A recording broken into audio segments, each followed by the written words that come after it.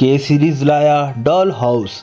तो कहानी के शुरू में हम मिस्टर वैन वुड से मिलते हैं जिनकी डॉल्स बनाने की फैक्ट्री है। वैन वुड को अपने लिए एक असिस्टेंट की जरूरत थी जिसका इसने न्यूज़पेपर में ऐड दे रखा था, जिसके चलते हुए कोई डेल्ट नाम की लड़की इसकी कंपनी में इंटरव्यू देने के लिए आती है। अंदर दिखाया जाता है कि मिस्टर वैन वुड बड़ी बारीकी से डॉल्स के बनने के प्रोसीजर को देख रहे थे, कैसे प्लास्टिक मेल्ट करके डॉल के मोल्ड के ऊपर डालकर इन्हें एक डॉल की शक्ल दी जा रही थी। प्लास्टिक से डॉल्स बनने और इसके पैकेजिंग तक के प्रोसीजर पर वैन वुड खुद नजर रखते थे और इनकी नजरों से लग रहा था जैसे इन्हें डॉल्स से कोई खास मोहब्बत है। फिर अब इनके ऑफिस में गोबी डेल्ट नाम आती है जिसका वो इंटरव्यू शुरू कर देते हैं और इससे पूछते हैं कि बताओ डॉल्स का इस दुनिया में क्या रोल है। गोबी ने जवाब दिया, डॉल्स बिल्कुल इंसानों की तरह हैं। गॉड ने भी इंसानों को डॉल्स की तरह ही इस दुनिया में भेजा। इसकी बात सुनते ही वैन वुड फौरन इसकी बात काट देता है और बोलता है कि नहीं, डॉल्स मासूम होती हैं, इंसान गुनाह करते हैं और डॉल्स कुछ नहीं करती।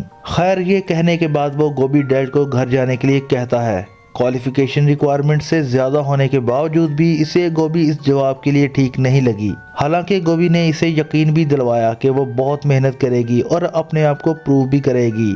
खैर, गोबी जैसे ही घर जाने के लिए पीछे मुड़ती है तो हम देखते हैं कि इसे वैन वुड के ही किसी आदमी ने किडनैप कर लिया है। अब गोबी को जब होश आता है तो वो वैन वुड के पैलेस में थी, जिस पैलेस को ठीक डॉल हाउस की तरह डिजाइन किया गया था। इस टाइम इसके सामने वैन वुड खुद बैठा था, जो इसे बताता है कि अगला पूरा हफ्ता वो यहीं इस डॉल हाउस में गुजारेगी और किसी ब्यूटी पेजिंग गेम की तरह इसे यहाँ के हर गेम में पार्टिसिपेट भी करना होगा। लेकिन गोबी को इस सब में इंटरेस्ट नहीं था, इसने बहुत ही प्यार से इनकार कर दिया। लेकिन वैन वुड ने इसे बताया कि यहाँ इसके पास कोई दूसरा ऑप्शन नहीं है, इसे जो कहा गया है इतना इसे करना ही पड़ेगा। गोबी इसकी बातों से बहुत ज्यादा घबरा चुकी थी। इसके जाने के बाद गोबी ने यहाँ से भागने की कोशिश भी की, लेकिन वैन वुड की सेक्रेटरी ने इसे पकड़ लिया और भागने की इसकी सारी कोशिशें नाकाम कर दी।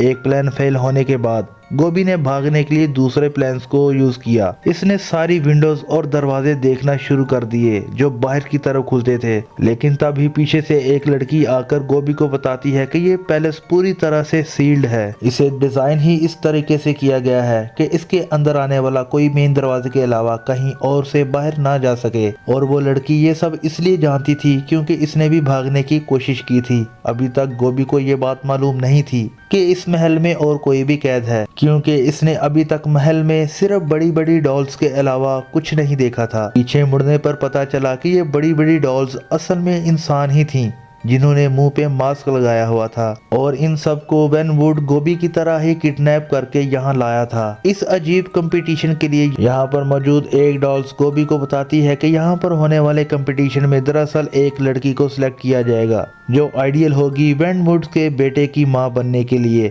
और बाकी जितनी लड़कियां भी इस कंपटीशन को हारेंगी या इसके किसी भी गेम में अच्छा परफॉर्म नहीं करेंगी तो इसे वैन वुड बहुत ही ब्रूटल यानी बुरे तरीके से मार डालेगा। और सभी लड़कियों को किडनैप करने के बाद जब यहाँ लाया गया था तो सभी ने यहाँ से भागने की कोशिश की थी, लेकिन कोई भी यहाँ से कामयाब नहीं हो पाया। अब जिस लड़की ने कॉम्पी को ये बताया था कि वो यहाँ से भाग नहीं सकती, वही लड़की कॉम्पी को बताती है कि वैन वुड एक बहुत ही परफेक्ट इंसान है, इसे अपनी जिंदगी में हर चीज परफेक्ट चाहिए जैसे डॉल हाउस परफेक्ट होता है। और 2 साल पहले इसे जब पता चला कि इसकी वाइफ इसे चीट कर रही है तो इसने इनको भी बड़ी अजीब मैनर में सजा दिलवाई। दोनों को बरहना कपड़ों के साथ इसने कुएं में फेंकवा दिया और इस कुएं में फिर बिजली की तार छोड़ दी जिससे वो दोनों मारे गए। अभी वो लोग ये बात कर ही रहे थे कि अचानक वहाँ पे तेज बेल होने लगती है। इस लड़की ने बताया कि अब वैन वुड आने वाला है, इन्हें जल्दी से किसी डॉल की तरह तैयार होना होगा। बेल के बजते ही ये लोग एक खास रूम में चले जाते हैं जहाँ बहुत सारे कॉस्ट्यूम रखे हुए थे,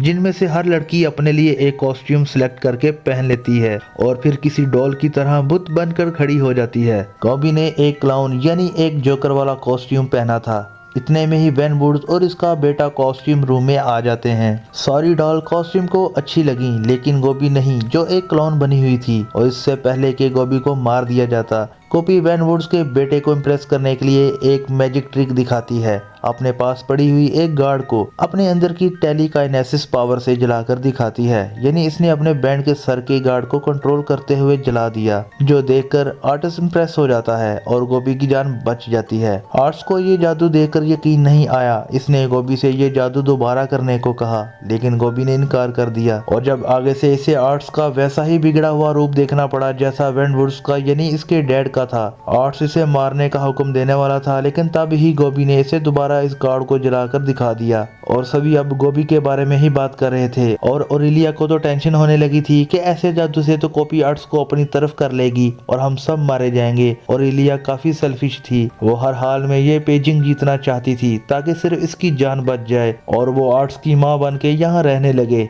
गोपी ने इसकी सारी सोच को समझते हुए इसे समझाया, देखा ओरेलिया, ये बेजिंग जीत कर और आर्ट्स की माँ बन के यहाँ रहना कोई बड़ी बात नहीं है। बड़ी बात यह है कि हम किसी तरह सबको यहाँ से बाहर निकाल लें। अभी वो लोग ये बात कर ही रहे थे कि एक और मर्तबा अलार्म बजने लगा। सभी जल्दी से डॉल की तरह तैयार हुई और डाइनिंग रूम में आ गईं।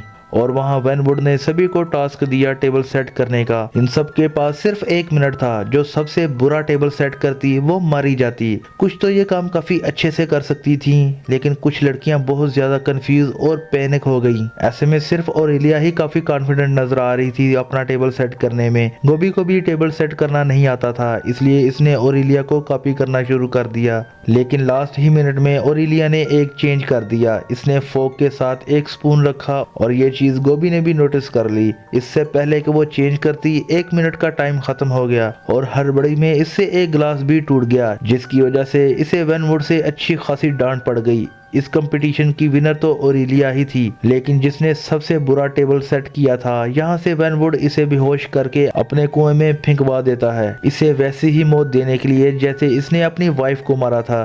खैर अगले दिन दिखाया जाता है कि दोबारा आर्टिस्ट इस डॉल हाउस के दरवाजे पर आता है। यहाँ पर इससे मिलती है गोपी, जो इसे यहाँ पर अपनी टेलीकाइनेसिस पावर के बारे में बताती है, जिस पर वो दिमाग से चीजों को कंट्रोल कर सकती थी। वहाँ पर आर्टिस्ट का माइंड चेंज करने की कोशिश करती है और इससे वादा करती है कि अगर आर्टिस्ट ने गोपी को जितवाया तो वो इसके लिए सबसे अच्छी मॉम साबित होगी और गोपी इसकी मॉम सिर्फ तब ही बनेगी जब आर्टिस्ट अपने डैड को कन्विंस करेगा कि वो इन सारी किलिंग्स को रोक दे, यानी पेजेंट पर हारने वाली लड़कियों को मारने की बजाय वो ऐसे ही छोड़ दे।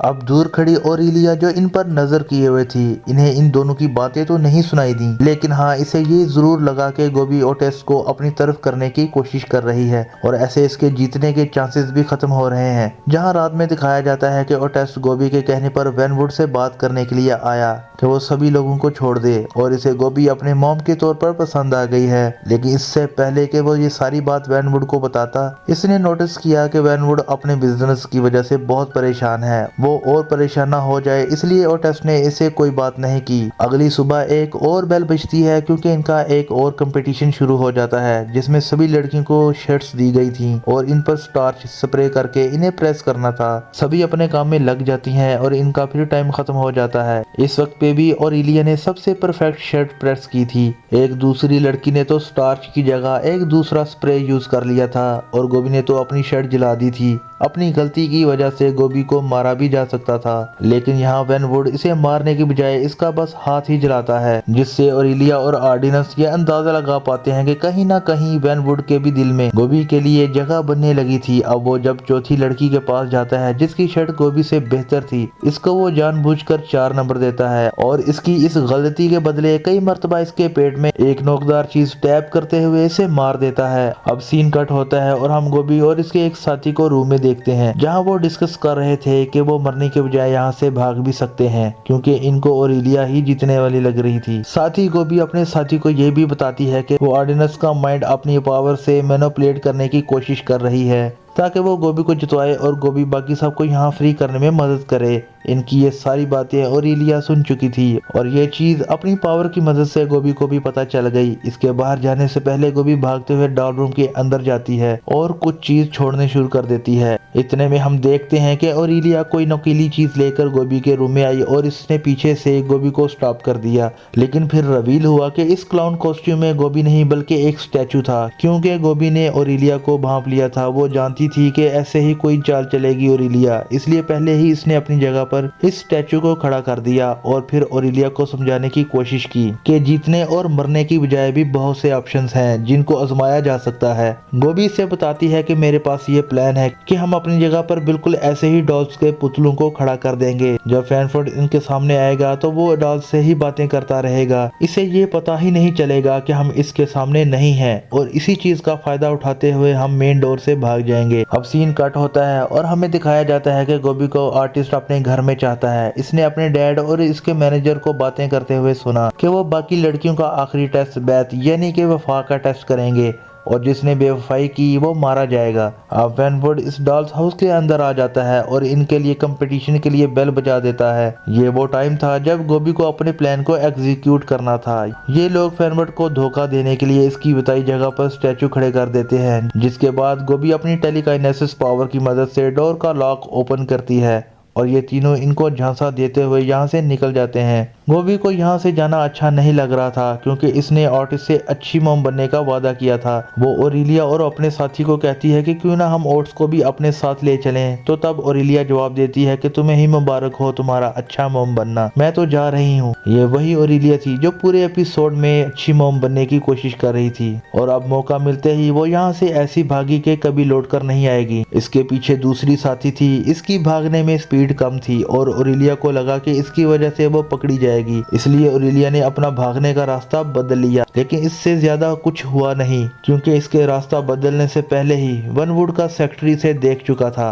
और वो इसे शूट करके मार देता है। इसके साथ साथ इनकी दूसरी साथी को भी और बच जाती है वो सिर्फ गोभी जो वापस ओट्स से अपना वादा पूरा करने के लिए गई थी। इसकी वफादारी को देखते हुए अब वनवुड ने फैसला किया था कि वो गोभी को ही अपने बेटे की मॉम के तौर पर एक्सेप्ट करेगा। अब सवाल ये है कि इसे ओरेलिया और दूसरी लड़की के भागने के बारे में पता कैसे चला। असल में इसने इन बड़ी बड़ी डॉल्स के अंदर माइक्स लगाए हुए थे जिसकी वजह से वनवुड पहले ही इनके प्लान के बारे में जान गया था और इसलिए तो वह इनका ईमान का टेस्ट ले रहा था जिसमें गोभी पास हो गई क्योंकि वो वापस ओट्स से अपना वादा पूरा करने के लिए आई थी। और अब फाइनली इसे ओट्स की मॉम बनाने के लिए वनवुड इसे एक डॉल बनाने का फैसला करता है क्योंकि इसे लगता है कि एक डॉल ही गुनाह नहीं करती और एक डॉल ही अच्छी मादर साबित हो सकती है। इसलिए अब गोभी को एक मशीन पर हटा दिया गया जिसके अंदर प्लास्टिक मेल्ट करके बड़ी बड़ी डॉल बनाई जाती थी।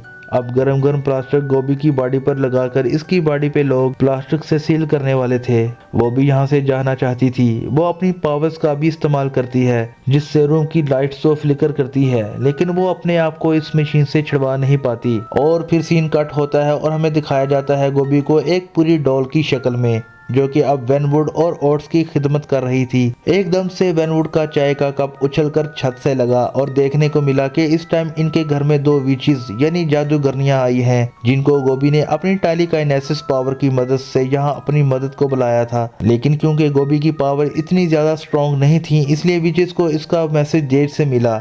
एक विच अपने मैजिक से गोभी के ऊपर से इसका प्लास्टिक उतार देती है और इसे वापस एक इंसान बनाती है। ये लोग गोभी को यहाँ से बचाने के लिए आए थे। एक विच गोभी को अपने साथ चलने को कहती है लेकिन जाने से पहले गोभी ने ओट्स को भी अपने साथ चलने को कहा क्योंकि इसने ओट्स से अच्छी माँ बनने का प्रॉमिस जो किया था। इस टाइम पर वैनवुड कुछ बोल नहीं सका क्योंकि विचेस ने अपनी पावर से इन्हें फ्रीज किया हुआ था। जाने से पहले एक विच इसे और इसके सेक्रेटरी के साथ साथ इसके डॉल हाउस को भी जला देती है। और फिर स्टोरी के लास्ट में हमें ओट्स और गोभी को एक साथ एक नए मंशन में जाते हुए दिखाया जाता है जहां गोभी ने ओट्स से कहा कि तुम अपने पहले नाम को भूल जाओ, आज से तुम्हारा नाम जॉर्ज है और मैं तुम्हारी मॉम। ओट्स इसकी बात सुनते हुए हाँ में सर हिलाता है और बस यही दिखाते हुए ये कहानी खत्म हो जाती है।